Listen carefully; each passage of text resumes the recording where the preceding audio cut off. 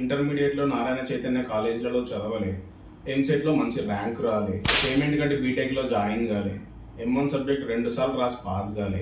College day function లో చైర్లు ఇరగొట్టలే, college day function లో చికెన్ కోసం ఎంపర్లు ఆడలే,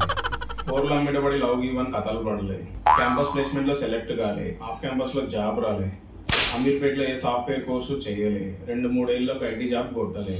ఐటీ జాబ్ చేస్తూ కారు లేదని సొసైటీ ఏమనుకుంటుందో అని కారు బైక్ కొనలే, లైఫ్ లో ఒక్కసారి కూడా ఫ్లైట్ ఎక్కలే, లైఫ్ లో ఒక్కసారి కూడా పాస్పోర్ట్ మీద స్టాంప్ పడలే, ఏ మ్యారేజ్ లోనో బర్త్డే ఫంక్షన్ లోనో రిలేటివ్స్ చేత ఇంతేనా నీ ప్యాకేజ్ అని అవమానాలు పడలే, ఫ్రెండ్స్ తోటి టూర్ పోలే, ఫ్రెండ్స్ తో ఐటీ జాబ్ బాధలు చెప్పుకోలే. ఎందుకురా నీ లైఫ్ ఇంకా మునక్కాయలు తినడానికి పుట్టినావరా మనిషి జన్మ? పైకి వెళ్తే దేవుడు నిన్ను రీఫైండ్ ఆయిల్లో ఎంచుతాడు. జఫాగా బాయ్ और बहनों